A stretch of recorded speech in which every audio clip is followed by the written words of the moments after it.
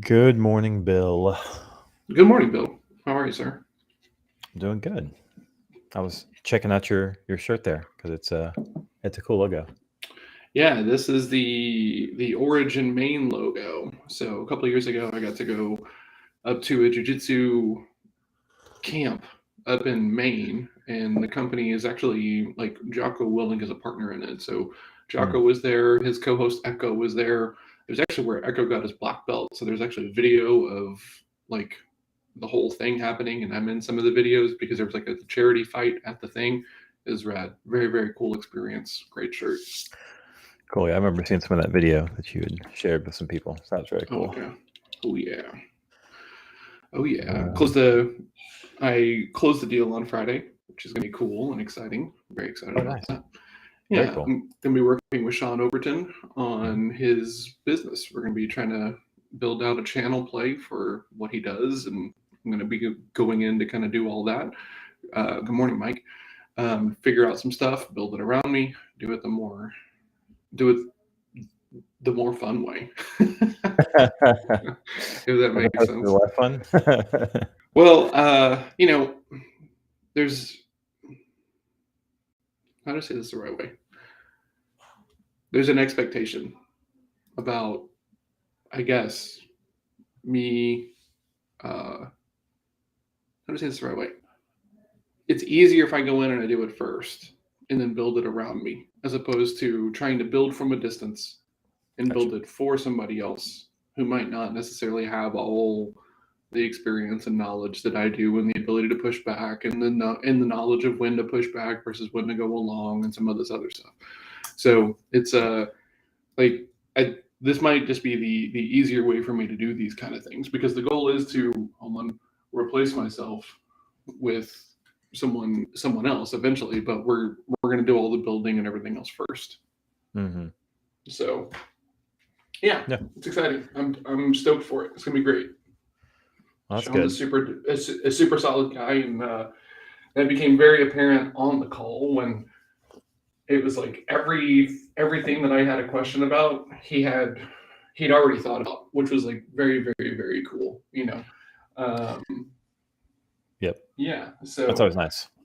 yeah, like my biggest concern about doing this kind of stuff with people is making sure that the scope is tight, the constraints to the experiment and everything. And sometimes that's difficult for people to want to do, but not Sean, right? We're very similar personality wise. It's gonna be a blast. It's gonna be very, very, very cool. The avatar that I'm gonna be building relationships with is an avatar I'm already very familiar with, and yeah, it's gonna be very, very, very cool. I'm excited. Nice, nice. So would you say that you said that you can come in, or that you like to come in and then build Why the? is my camera all messed up? Sorry, I'm Is trying it? to fix something. Yeah, No, with no. it. Normally Yeah. I mirror. Hold on. Ooh, that's the wrong camera. Yeah, you There switch we go. camera right there. Yeah. Oh, There okay. we You go. don't have it. I'll Now flip I'm the other way mirrored. around. Yeah. Gotcha. It was like messing with my head. I was like, what is up with my camera? Oh, it's mirrored. Okay, we can't have that. Yes, mine is too. Actually, that's funny. I didn't notice that. See, yours always looks like this to me though. It I does. mean, It I does. mean, oh, hold on. I guess that would No, be true. that's correct. That's correct. No, it's the way it normally always is. But Okay. I like on camera when I lift my right hand for it to show up on the right hand side of the screen. So it's like mirroring what I'm doing, right? Yeah. So it's great. Gotcha. But it Yeah. shows the left hand. But we're getting really nerdy right now. Yeah. I mean, like I it. want the door to be on the same side where my hand is, like my door there. Like when I lift it up Yeah. here, for my door to actually be here too. So it's right. There we go. Well, one of the reasons why people get so hung up in like looking at themselves on these video calls as opposed to watching the other person is because they're not used to like mirror images and different things like this, and so like we're used to seeing ourselves in a very one dimensional fashion, right? If we are Hmm. looking into a mirror. And so Yeah. then if you're looking into like a camera that has you flipped, Hmm. it's just enough for lots of people Yeah. to be like So not be able to put it down. yeah, that's true. So being able to flip and mirror your video so that way it looks more like a mirror and more like what you're used to is Yeah, just one little bitty way of removing some of the frictions, that way you can focus on the prospect. it's crazy. It's crazy. Yep. The we're watching. Jackson and I are watching Umbrella Academy. We got behind, and so How is that? Is it good? we enjoy it. We Yeah. particularly like some of the characters are really really well written and acted. Nice. Two of them in particular, and so but there's a robot of sorts in it, and we were talking about the Uncanny Valley and how there's a line you go up to with AI and with CGI and all that sort of stuff, where then something flips in your brain, and all of a sudden it just feels really weird. All of a sudden you're just like, whoa, whoa, whoa! This is such a robot. What happens? Mhm. So yeah, that's right, Mike. We're in the middle of season 3 right now, so it is a bit weird, but we're like I said, it's like the storylines are good and they're fun, and it's not new material. It's a rehash of a similar story, but that's happens a lot of times in TV. So that's not an So insult, really. It's the characters we're in it for. yeah, For sure. okay. Like Really, really enjoy the characters. it's really interesting to me because like whenever I am hold on, whenever I am just experiencing a movie, a story, anything else like this, fine, not a problem at all. But if I go into it with like oh, what kind of story is this? Is this man versus man? Is this man versus nature? Is this man versus, like as soon as I have an inkling of what direction it's going to be, the rest of it is not any fun anymore, right? Because then it's an exercise in like how closely are they following Really? the established route, So I used to feel that way because I think I started studying, like really studying story before you, because I was on the marketing side. Mhm. And so I actually went through that phase where I was just like, oh, now I know what's basically going to happen. Like Yeah. now I've kind of come up through the other side and go, okay, I know what's going to happen. How are they going to approach it creatively? Can I appreciate the way they are going to play this out? Yeah, if I start thinking about it that way in the middle, I can't appreciate it for the piece of art that it is, if that makes sense. Right? Like Yeah. if I'm in there and I'm getting kind of hyped up and I'm like, "Oh my god, like this person's in trouble, they might die." They're not going to die. It's halfway through the No, movie, you no idiot. way. And then I Exactly. and then I'm just done for the rest Yeah. of the movie after that. Yeah. Maybe that's why Tarantino is kind of like famous for it, right? But then like Game of Thrones was famous for it and stuff like that. People just started doing things that don't fit the mold, where it's just like, oh no, your main character dies. Sorry, season Yeah. 1. Yeah. Like I that's got to mean, be part of it, right? so I read that book way before the show came out, right? I was probably, I wonder when those movies came out. I don't have them on my shelf back here. They're in the other room, and I don't even have all the books, honestly, because like I think I read the first 2 or 3, and then there was a big gap between the next one. And when Yep. the next one came out, I picked it up. I went and got it, started to read it, and I was like, I don't remember any of these people. It's been so long, and Yeah. so then I was like, well, I guess I'll just go ahead and start all the way over and read something else. I didn't have Yeah. it in me to go back to the front of it, and I enjoyed his storytelling. But like I remember when Ned Stark dies in the book, and I was like, oh, Oh. this is a one Okay. book, because like fantasy was known for having like long arcs and trilogies and multiple books and everything, and I was like, okay, huh. And then like the story just carried on, and I'm like, Yeah. what is going on here? Like it really threw me for a loop. It was well done. Yeah. Yeah. And they just kept doing stuff like that too. So that's Yeah, what it was. And people that you wanted to die would live, and you'd be like, what? Come yeah, on. exactly. So, it Yeah, was it was well done. I watched the full thing all the way through twice, and the second time I had the same problem. I was like, who's that guy again? Or it was more names. oh, in Game of Thrones. Yeah, the names and all that stuff. It was Man, just so many people. yeah, I watched it through once. I don't know that I could, or yeah, Yep. twice. Yeah, I don't think it's deep enough to require a rewatch. At least not for me. I'm not judging anybody who does. No, but Um, once again, I can sidestep an average story if I really enjoy a character and how they're playing the character, just from the yeah, enjoyment, I guess, of the performance, if you will. Like I just can really enjoy that. So, speaking of performance, yeah. what you got going this week? Well, today I'm going to be going to go meet Sean, talking a little bit more about the product and the service and the market and all that stuff. So we're going to be meeting today at 12:30, and then I Did you say think, go meet Sean? yeah, Oh hmm wow. yeah, going to do some in person on this one. Okay. So I'm going to be doing that for a little bit, and then I think I have a podcast interview today. It's here on the calendar, if I remember correctly. Um, someone invited me on to come talk about the book writing process. So I'm going to talk about how I get to work with Melissa and how that's awesome and how we got through the book thing. So it should be some good conversation.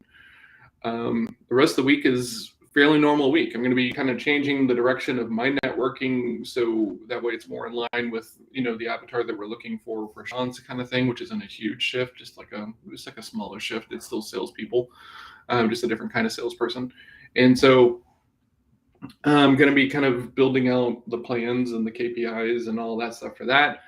And just other than that, just like a regular week, right? I've got coaching and clients and all that. What about you? Similar. It's except I don't get to meet Sean, so tell him I say hey. I will. I am actually having a convo with Mike Tao today, though, so that should be awesome. Oh, nice, Mr. Regular. That's right. So I'm going to chat with him, and then I've got a couple client phone calls today. I've got a few this week I'm sitting in on, several advanced kind of like training classes for things that we specialize in. Yeah, it's a pretty specific kind of thing. We do actually have an all day on, not an all day, a half day on Friday. It's like a deep dive into our squad and structure and see if we can do anything better for clients, where we're going to just kind of bring all of our stuff. And because Labor Day is coming up, so we're going to have Monday off, right? Oh, is that next Monday? Next Monday. And so I think we're using that Friday to kind of clear the deck and give us, use it as not a hard stop, but a nice little reset point before the end of the year. Nice. For our squad. So okay. I've got some interesting things coming up this week. So next Monday is a holiday for most people? Yeah. Okay. For most people, yeah. I don't really pay attention to that stuff anymore. I just kind of unless your clients are like, hey, I'm off that day, I can't meet. Right? Yeah, so for sure. Kind of how unless it's Christmas or yeah. Like you're no longer working with like small business whenever they're like, okay guys, everyone's off today. Oh yeah, correct. That's right. Now we get to be off as well. Yeah, that's right. Okay, you have a team. That means you have to give holidays. Got it. Okay. Yeah, pretty much. So what you said something in there that I was going to ask you about.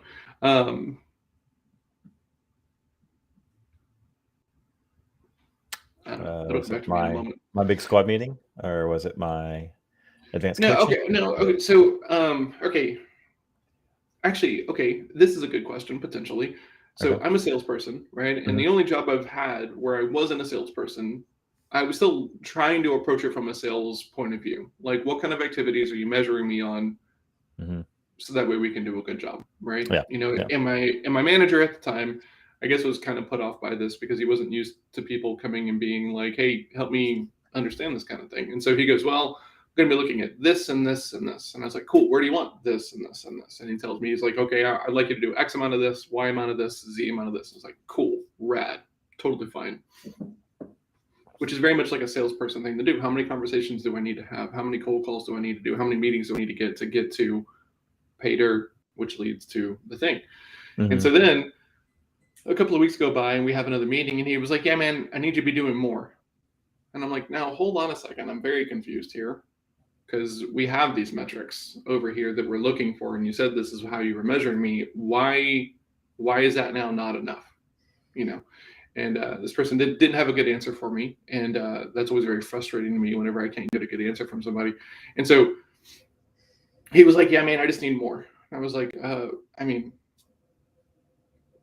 okay, but it was very confusing to me, right? Because it's like you build the KPIs, you build the activity counts to be at a place that you're happy with, right? Like it can't just be endless amounts of more, right?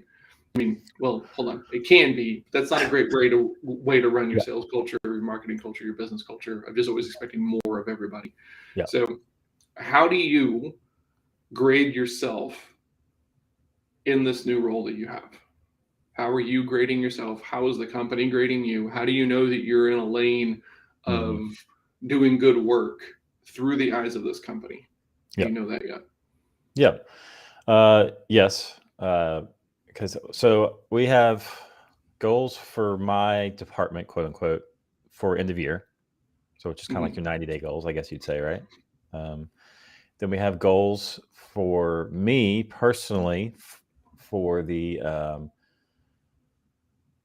for between now and October 1st, which is kind of like the halfway point ish of the 90 day, right?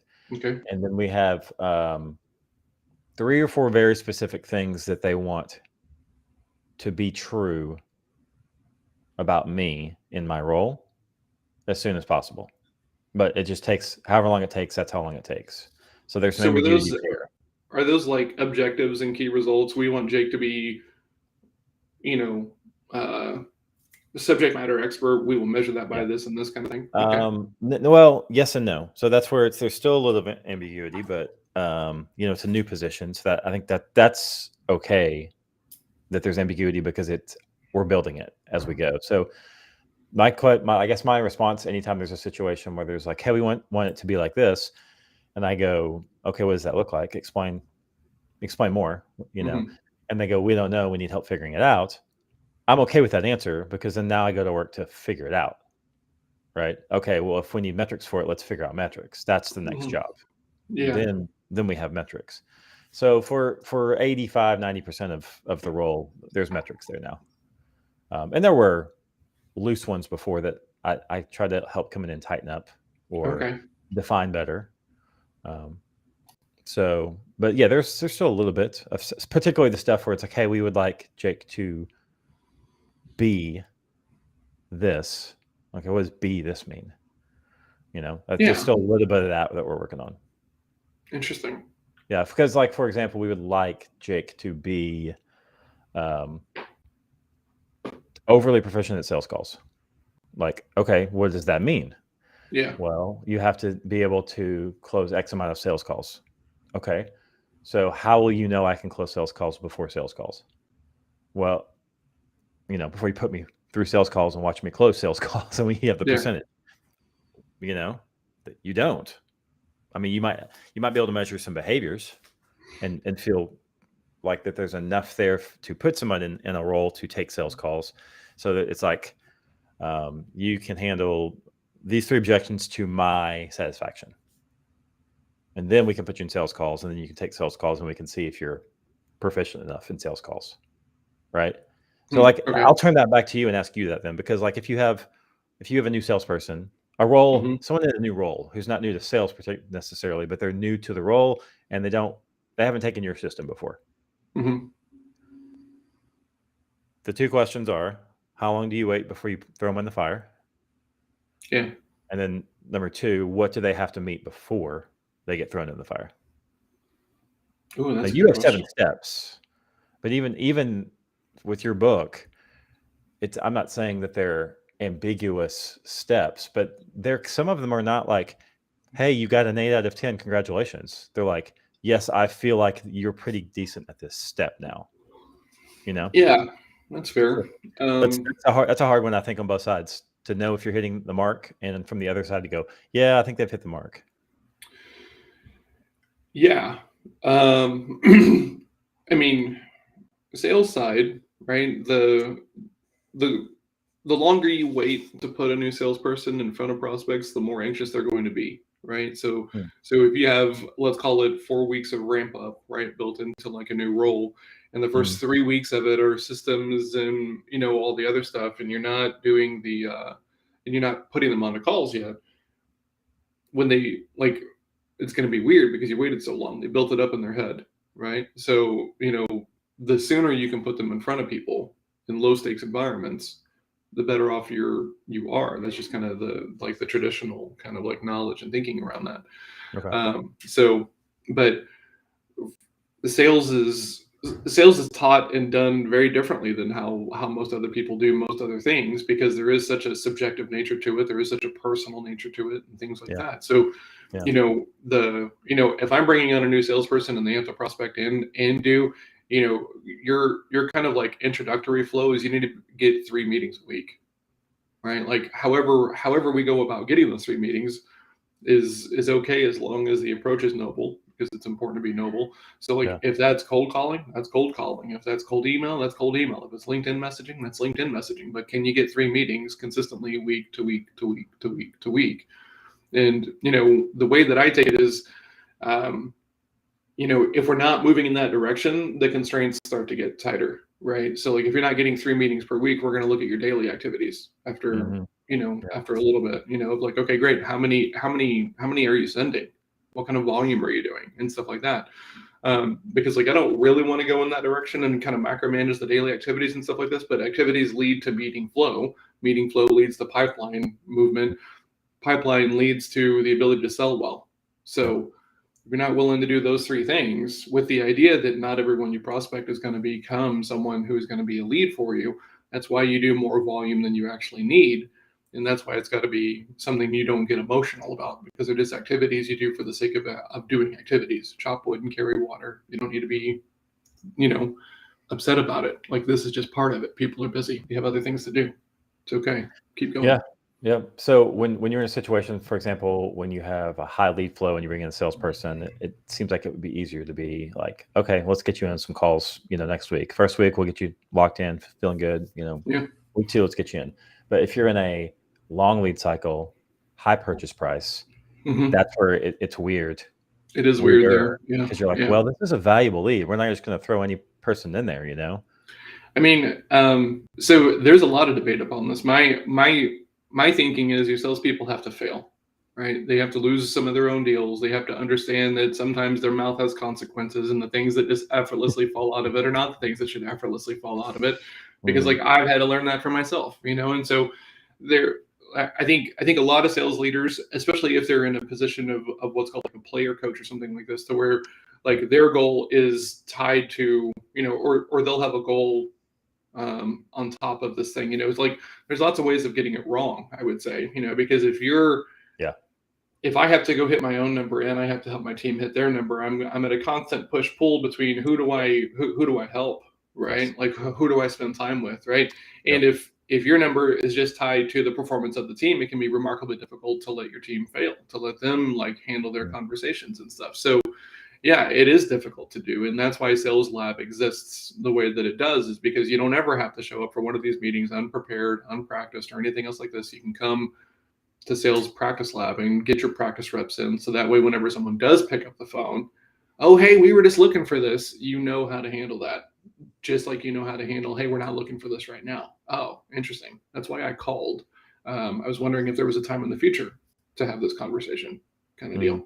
So, Yeah. So you know, the repetitions are a big help in always that reps, situation. Yeah. always reps. Reps are the like not like not to be one note, but it's like the universal answer. Like Yeah. you get better at anything you do when you can figure out a way to practice it. So we just figured out how to practice this. Yeah, for sure. And that's kind of the approach that we've been taking is, hey, you get once a week reps with Marcus, you get once a week reps with another coach if they're available, Mm-hmm. and then you can go watch calls live, like real calls of sales calls, so you can actually see reps happening. And what I'm trying to do with those now too is to be the coach in the call and just respond out loud. Like I'll pause it, I'll hear the thing, the Ooh, objection, and I'll that's some stop good it, pause practice. it, and I just like that. give my own version. Mm-hmm. But those are good because it does build confidence, but it also does get the coaching that way. Like that could be a bad rep, that Yeah. I'm giving. So, Mm-hmm. but it's better than nothing I mean, because you're the responding to an objection, which is part of it. yeah, the it's like there's this idea that we have to be perfect, right? And the practice is there to make you perfect. The practice is there to make you like an acceptable human in the moment, is really kind of like the way that it breaks down, because it's like no one's perfect, right? So you're going to get hit with something that is going to knock you back onto your heels. It's going to knock you kind of like out of your flow, out of the pocket, whatever you want to call it. And that's okay. Like if you can handle it in a manner that seems to make sense. Okay. But like lots of things are less than perfect, right? Which is why like having that third person as the coach and the role Mhm. playing is such an Yep. important thing, right? Because the person who's like the prospect, right? They're the villain, right? To put this into martial arts terms, and you have to be a good villain.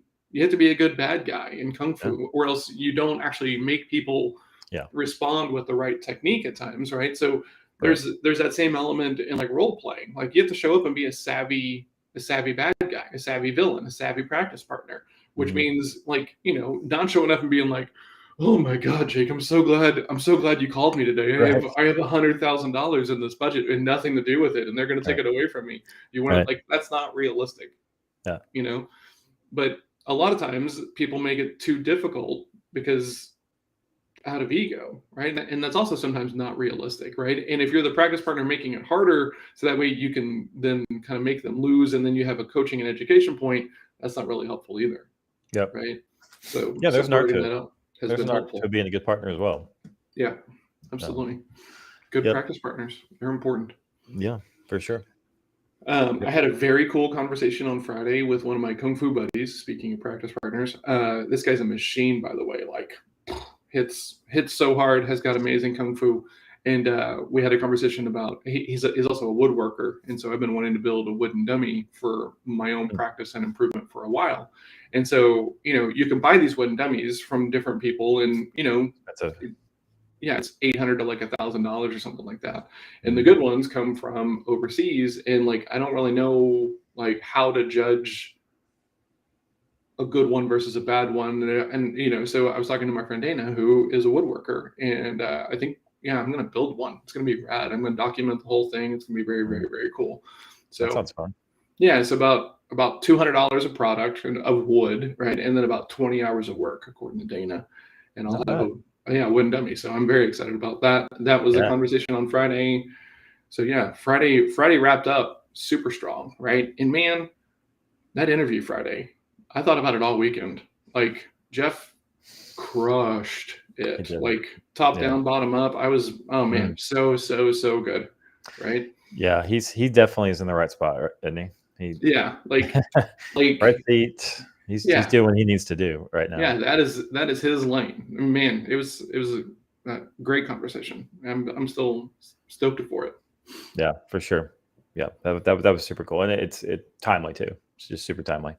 Oh, for sure. Like uh, you know, we're coming into like the holiday season, which is Mm. in the end of the year, right? And so lots of people have their end of years now, or like coming in the next couple of months. And when I sold medical device, stuff like this is a weird time of year, right? Really at about Thanksgiving because you start having all these holiday parties, and there's lots of drinking, and there's lots of staying out late. There's not a whole lot of focus on sleep.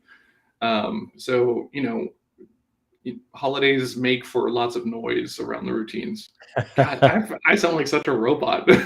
Uh, that's good though. all, I'm over here like nodding my head furiously. Though I'm like, yes, yes, it does. Yes. all these social gatherings with the other humans, they just take away the time from being able to get work done. I sound like such a complete robot. Yeah. But the work the work is supposed to be important, or else like why are you doing it? That doesn't make any sense to me at this point. Yeah. Yeah. Well, I mean, it's the whole quote, right? Discipline is freedom. That's if you don't Yeah, have the structure, then you're actually creating chaos in your brain daily, which is not freedom. Chaos is not freedom. So chaos is not freedom. it's Yes. actually quite the opposite. Yeah. Yeah. Yeah. Because So like if anything might work, you're gonna do anything. yeah, everyone needs purpose and structure. It's just how it goes. Purpose and structure. If you don't have that, then you might as well not start, honestly. Agreed. Dude, So we're at the end of August, which is a little bit nuts. that is pretty nuts. I was actually looking at that Thursday is September 1st. So Yeah. That's gross. and yeah, and Birthday the was one other coming up. thing we're starting this week Mhm. is signing Jackson up officially. He got his permit last week, so he starts driving school. So Oh I got to my go God, check that man. box this morning. That's fantastic. Yeah, so You're so excited. man, I am now. Are you? I am. I'm excited for him. It's been interesting. That's a whole nother thing. Like he's 16, but he's almost 17. He's coming up on 17 in November. So Okay. like he is starting to officially feel like I have another dude in the house now. And I don't have a kid. I have a dude in the house. Like Yeah, it's crazy. I can see So that. I'm excited for Yeah. him. Nice. Yeah. Um, yeah, family is like I don't have anything interesting family side. We just kind of hung out all weekend, nothing really going on. Yeah, good stuff. Yeah, for sure. I actually went on a Ferris wheel yesterday with my daughter out at Grandscape up in was it Flower I don't Mound even know what off I of don't even know what that 121. is.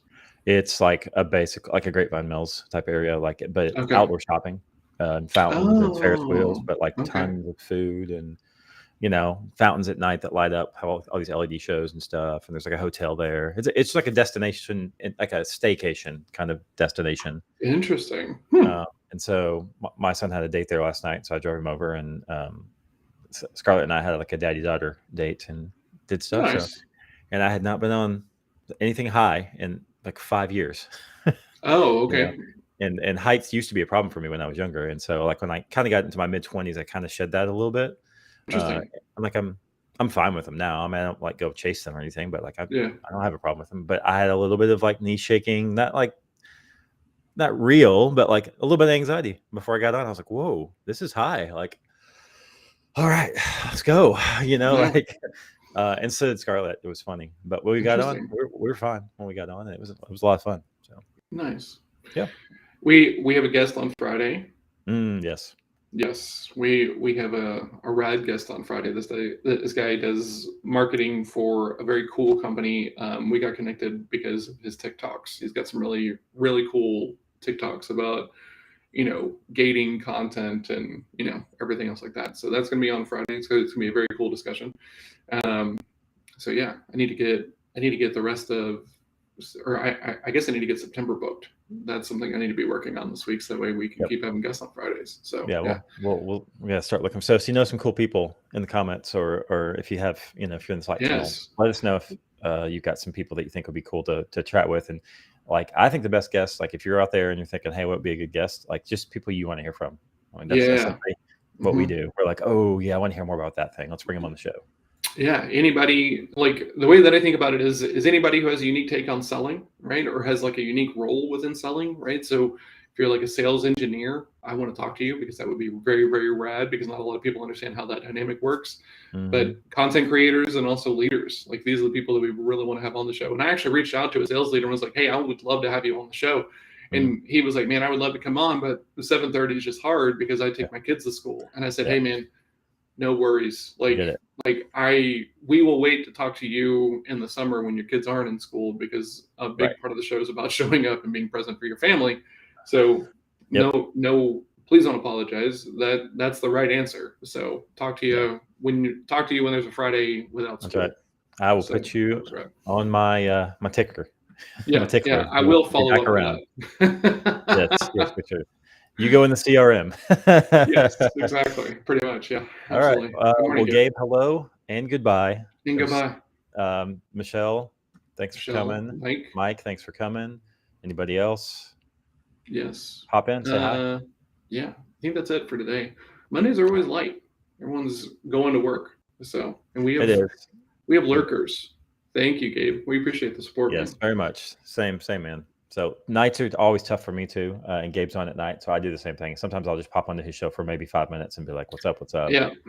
I want to get in there and support, but by the time of evening that his show is, I'm kind of like peopled out. So it's sometimes just don't have it in me. Yeah.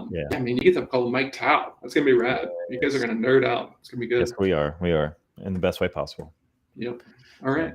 All right. Cool. Well, have a good day, Bill, and we'll talk to everybody else soon.